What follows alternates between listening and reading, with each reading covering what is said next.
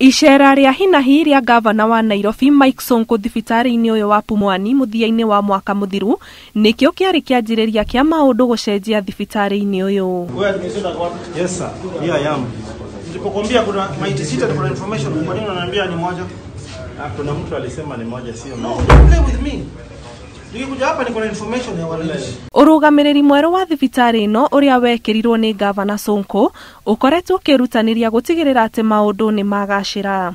Mogaruruku maya mambiriirie o haha riingiriro-ini ria thibitari ino kuria watho ugathikitwo o ati gutire mundu ungiingira guku mathaa ma kuona arwaru matari makinyu mugaru na hau kabere. Na hiyo imetusaidia sana kupunguza hata trafficking ya watu kuingia huku ovyo ovyo, wengine kuja kusunguka, wengine kuja kuiba.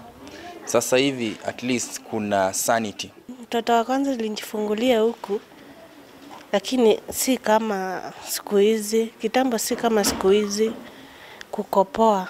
Chakula ni poa, mimi nimeenjoy tu, madaktari wako sawa kabisa. Aendelee vivyo hivyo, anatusaidia sisi kama kina mama na kina mama wadogo, young mothers. Ona ndikia mohoro kuingira guku ti undu muhuthu, no ceceni ya Inoro TV ni tugite na mweke wa gucera guku tugakora ati ona muhatikano uria urakoretwo hau kabere wa atumia wodi ni munyihu thutha wa wodi njeru gwakwo.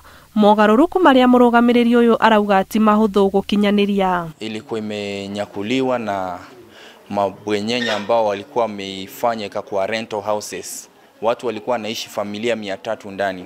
Ona gutuika thibitari ino ya Pumwani ikoretwo irigiceirio ni riboti cia kumiakura, riu urugamiriri wa thibitari ino urehuka mogaruruku maya ni megukorwo makimicenjeria ritwa.